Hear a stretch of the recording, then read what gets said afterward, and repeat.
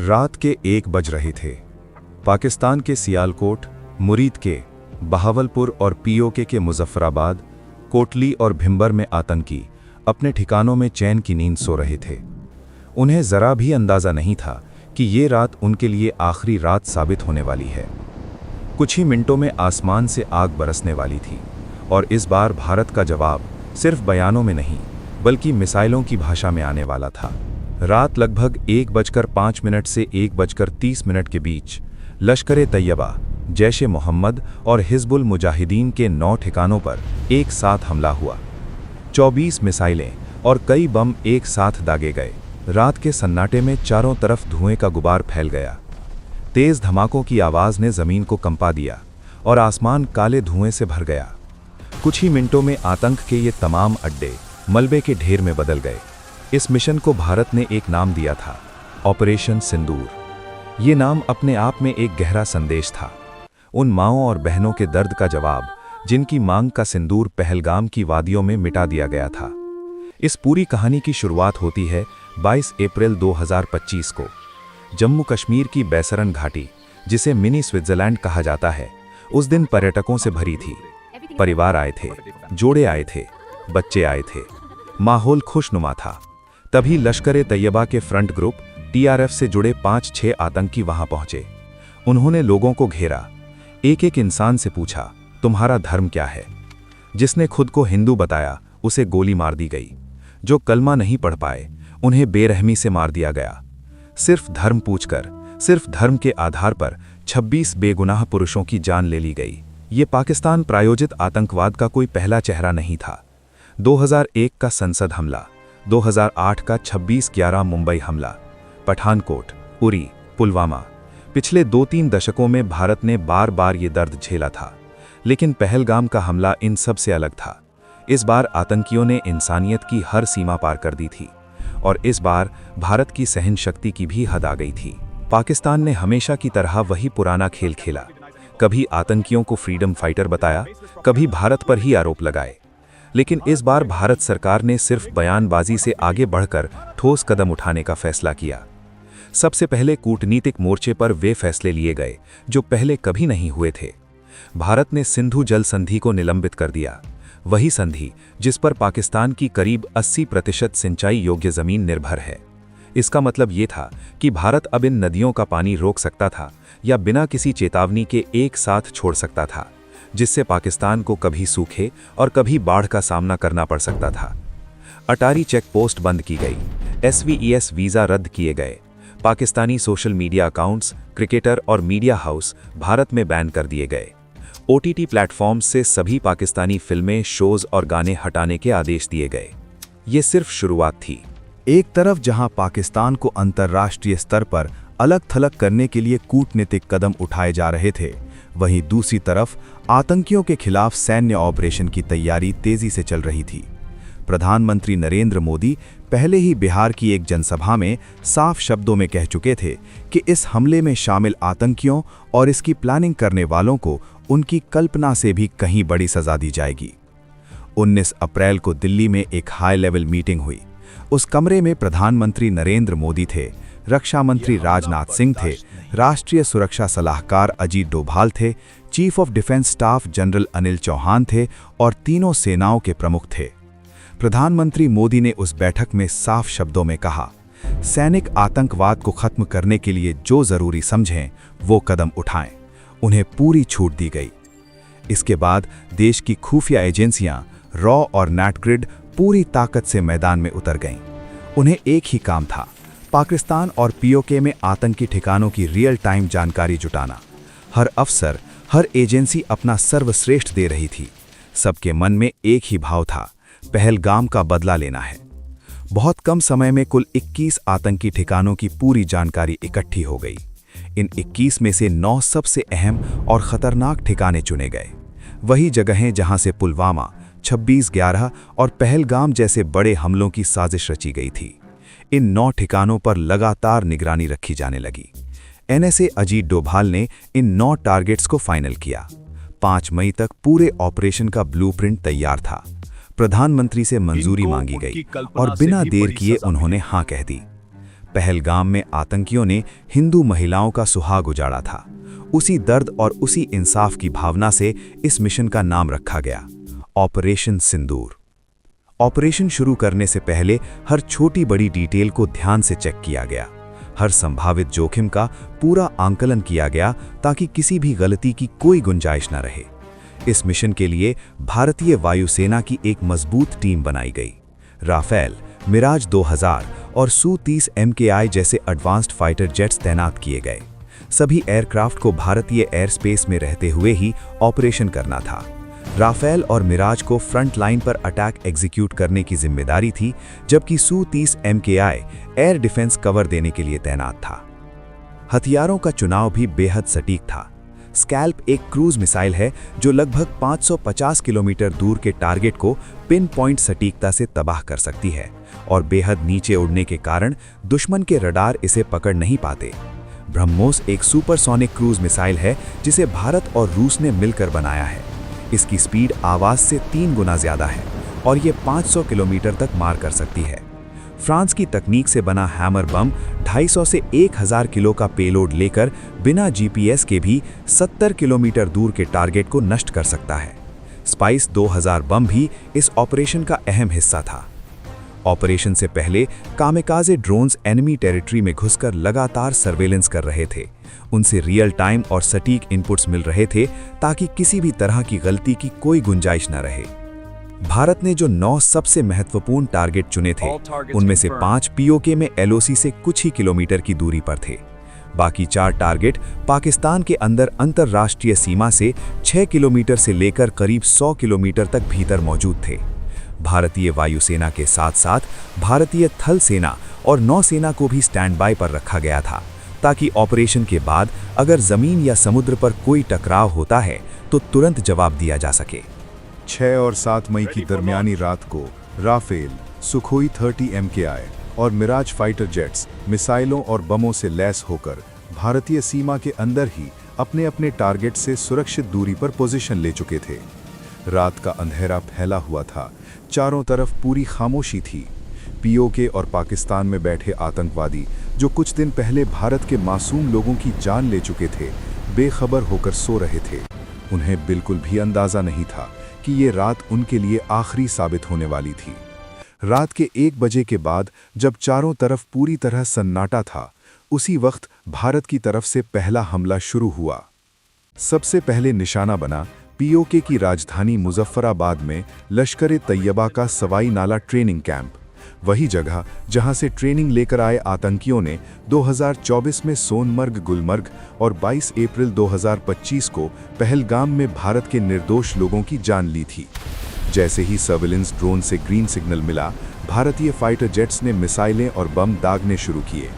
कुछ ही सेकंड में सवाई नाला कैंप की इमारतें आग के गोलों में बदल रहीं। तेज धमाकों की आवाजें चारों तरफ गूंज उठीं और आसमान काले धुएं से भर गया। कई आतंकी वहीं मारे गए और जो बचने की कोशिश कर रहे थे वे गिरती इमारतों के मलबे में दब गए। अगला टारगेट था मुजफ्फराबाद में ही LOC से करीब 15 किलोमीटर दूर जैश-ए-मोहम्मद का सैयदुना बिलाल कैंप, जहां नए रिक्रूट्स को हथियार चलाना, विस्फोटक बनाना और फिदाइन हमलों की ट्रेनिंग दी जाती थी। तीसरा टारगेट था POK के कोटली इलाके में लश्कर-ए-तैयबा का गुलपुर कैंप। इसी कैंप से ट्रेनिंग लेकर आए आतंकियों ने अप्रैल 2023 और जून 2024 में पुंछ में तीर्थयात्रियों से भरी बसों पर हमले किए थे। सैयदुना बिलाल कैंप और गुलपुर कैंप पर मिसाइलों और बमों की लगातार बारिश होने लगी। इस पूरे दौरान प्रधानमंत्री नरेंद्र मोदी लगातार NSA अजीत डोभाल के संपर्क में थे और ऑपरेशन की हर अपडेट ले रहे थे। इसके बाद उसी इलाके में लश्कर-ए-तैयबा का बरनाला कैंप और कोटली में जैश-ए-मोहम्मद का अब्बास कैंप भी तबाह कर दिया गया। बरनाला कैंप में लश्कर अपने आतंकियों को हथियार चलाना, फर्जी ID बनाना और जंगल में सर्वाइव करने की ट्रेनिंग देता था। अब्बास कैंप, जिसकी क्षमता करीब 15 आतंकियों की थी, वो जैश-ए-मोहम्मद के फिदाइन तैयार करता था। जैसे ही फाइनल क्लियरेंस मिली, एक के बाद एक कई मिसाइलें आसमान से गिरीं और दोनों आतंकी ठिकाने पूरी तरह तबाह हो गए। भारतीय फाइटर जेट्स अब भारतीय एयर स्पेस में रहते हुए पाकिस्तान के अंदर भी निशाने साध रहे थे। ऑपरेशन पूरी प्लानिंग, स्पीड और सटीकता के साथ अपने अगले फेज की ओर बढ़ चुका था। पाकिस्तान के अंदर पहला टारगेट था सियालकोट में जैश ए मोहम्मद का सरजाल कैंप। मार्च 2025 में जम्मू और कश्मीर में 4 भारतीय सैनिकों की हत्या में शामिल आतंकियों को यहीं तैयार किया गया था। उसी इलाके में हिजबुल मुजाहिदीन का महमूना जोया कैंप भी था। पठानकोट एयरबेस हमले की प्लानिंग यहीं से हुई थी। भारतीय एयर स्पेस में रहते हुए फाइटर जेट्स ने सियालकोट के इन दोनों टेरर कैंप्स पर मिसाइलें और बम दागे। हथियार अपने तय किए गए टारगेट्स पर जाकर इतने जोर से फटे कि कुछ ही पलों में दोनों कैंप्स मलबे में बदल गए। इसके बाद भारतीय फाइटर जेट्स ने बॉर्डर से करीब 18 से 25 किलोमीटर दूर मुरीद के में लश्कर तैयबा के सबसे बड़े अड्डे मरकजी तैयबा को निशाना बनाया। ये वही जगह थी जहां 1990 से आतंक की जड़ें मजबूत की जा रही थीं। 2008 के मुंबई हमले के लिए अजमल कसाब और उसके साथियों को यहीं ट्रेनिंग दी गई थी। डेविड हेडली और तहव्वुर राणा जैसे साजिशकर्ताओं को भी यहीं तैयार किया गया था। जब इस कैंप के एग्जैक्ट कोऑर्डिनेट्स सामने आए तो ऑपरेशन से जुड़े जवानों के अंदर सालों का दर्द और गुस्सा और तेज हो गया। ये सिर्फ एक टारगेट नहीं था, बल्कि उन लोगों का ठिकाना था जिन्होंने पूरे देश को दहला दिया था। मिसाइलें पाकिस्तान के एयर डिफेंस रडार से बचते हुए मरकजी तैयबा पर जा गिरीं। जोरदार धमाकों से जमीन कांप उठी और कुछ ही पलों में ये आतंक का किला पूरी तरह ढह गया। इन हमलों के साथ भारत पाकिस्तान में चल रहे 8 बड़े आतंकी ठिकानों को खत्म कर चुका था, लेकिन अभी एक सबसे बड़ा और खतरनाक अड्डा बाकी था। बॉर्डर से करीब 100 किलोमीटर दूर पाकिस्तान के पंजाब प्रांत में बहावलपुर में स्थित था मरकज सुभान अल्लाह, जैश ए मोहम्मद का हेडक्वार्टर। यही वो जगह थी जहां जैश का चीफ मसूद अजहर पैदा हुआ था और जहां से उसने अपने आतंकी संगठन की नींव रखी थी। 2001 का संसद हमला, पठानकोट एयरबेस अटैक, 2019 का पुलवामा हमला, सब कुछ यहीं से प्लान किया गया था। उन तमाम बेगुनाह लोगों को सच्ची श्रद्धांजलि देने के लिए भारत ने टेरर हब पर ब्रह्मोस मिसाइल दागी। कुछ ही मिनटों में जैश के हेडक्वार्टर की इमारतें पूरी तरह तबाह हो गईं। इस हमले में मसूद अजहर के कई रिश्तेदार और जैश के टॉप कमांडर मारे गए, जिनमें उसका भाई और IC-814 हाईजैकिंग का मास्टरमाइंड अब्दुल रऊफ अजहर, उसके 2 साले मोहम्मद यूसुफ अजहर और हाफिज मोहम्मद जमील भी शामिल थे। लश्कर तैयबा के 2 बड़े कमांडर खालिद और मुदस्सर खाड़ियान खास भी इस हमले में ढेर हो गए। रात 1:05 पर शुरू हुआ ये ऑपरेशन सिर्फ 25 मिनट में खत्म हो गया। 9 बड़े आतंकी ठिकाने पूरी तरह नष्ट, 100 से ज्यादा आतंकवादी ढेर। इस ऑपरेशन का असर इतना गहरा था कि मसूद अजहर पूरी तरह टूट गया। उसके 10 रिश्तेदार और 4 करीबी लोग मारे गए थे। हालात ऐसे हो गए कि उसने ये तक कह दिया कि काश वो भी उनके साथ मारा गया होता। इस पूरे घटनाक्रम में एक खास बात ये रही कि भारत के ऑपरेशन से करीब 3 घंटे पहले पाकिस्तानी वायुसेना ने सोशल मीडिया प्लेटफॉर्म एक्स पर भारत का मजाक उड़ाते हुए एक पोस्ट डाली थी। उसमें लिखा था, शांति से सो जाओ क्योंकि PAF जाग रही है। लेकिन इसके 3 घंटे बाद ही भारत ने पाकिस्तान के आतंकी ठिकानों पर हमला कर उन्हें पूरी तरह तबाह कर दिया और पाकिस्तान को असली मायनों में जगा दिया। आतंकी ठिकाने तबाह होने के बाद पाकिस्तान घबरा गया। उसने रात के अंधेरे में ड्रोन और मिसाइलें खींचकर जम्मू कश्मीर, पंजाब और गुजरात के करीब 15 शहरों में भारतीय सैन्य ठिकानों, नागरिक इलाकों और धार्मिक स्थलों पर हमले की कोशिश की। लेकिन भारत पहले से तैयार था। जैसे ही ये ड्रोन और मिसाइलें भारतीय हवाई सीमा में घुसीं, भारतीय बहुस्तरीय वायु रक्षा प्रणाली ने करीब 50 ड्रोन को हवा में ही नष्ट कर दिया। इसी दौरान लाहौर में मौजूद पाकिस्तान का एयर डिफेंस रडार और पूरा डिफेंस सिस्टम भारतीय फोर्सेस की कार्रवाई में पूरी तरह निष्क्रिय कर दिया गया। पाकिस्तान की ये साजिश पूरी तरह नाकाम रही। इसके जवाब में भारतीय सशस्त्र बलों ने पाकिस्तान के 11 एयरबेसों पर कड़ी कार्रवाई की। पाकिस्तान को भारी नुकसान हुआ और उसे पीछे हटने पर मजबूर होना पड़ा। पाकिस्तान के रक्षा मंत्री ख्वाजा आसिफ के बयान और असलियत में जमीन आसमान का फर्क था। एक तरफ वो कह रहे थे कि हमले रोको तो हम भी रुकेंगे, और दूसरी तरफ पाकिस्तानी सेना LOC पर भारत के रिहायशी इलाकों को लगातार निशाना बना रही थी। सबसे ज्यादा गोलीबारी पुंछ इलाके में हुई। इस फायरिंग में 12 बेगुनाह लोगों की मौत हो गई, जिनमें 4 मासूम बच्चे भी शामिल थे। इसी हमले में भारतीय सेना के लांस नायक दिनेश कुमार शहीद हो गए।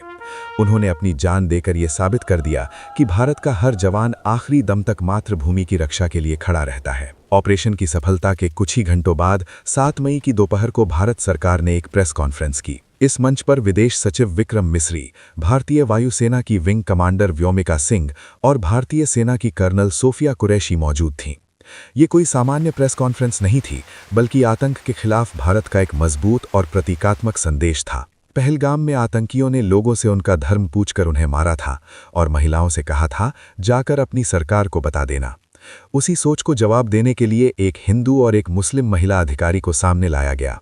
भारत ने दुनिया को दिखा दिया, ये धर्म के आधार पर बटा हुआ देश नहीं है, बल्कि एकजुट राष्ट्र है। कर्नल सोफिया कुरैशी और विंग कमांडर व्योमिका सिंह ने लाइव वीडियो सबूतों के साथ बताया कि ऑपरेशन सिंदूर के तहत पीओके में 5 और पाकिस्तान में 4 आतंकी ठिकानों को निशाना बनाया गया और सभी को पूरी तरह नष्ट कर दिया गया। ऑपरेशन के तुरंत बाद विदेश मंत्री एस जयशंकर और एनएसए डोभाल ने अमेरिका, ब्रिटेन, रूस, सऊदी अरब और यूएई जैसे देशों को इस कार्रवाई की जानकारी दी। दुनिया के कई बड़े देशों ने भारत की इस कार्रवाई को आतंकवाद के खिलाफ जरूरी कदम बताया और इस बार भारत की विपक्षी पार्टियों ने भी कोई सवाल नहीं उठाया।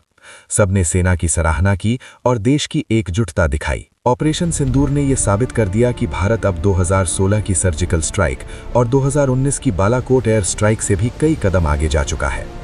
पहली बार भारत ने अंतर्राष्ट्रीय सीमा से करीब 100 किलोमीटर अंदर जाकर आतंकी ठिकानों को तबाह किया, वो भी बिना किसी नागरिक नुकसान के।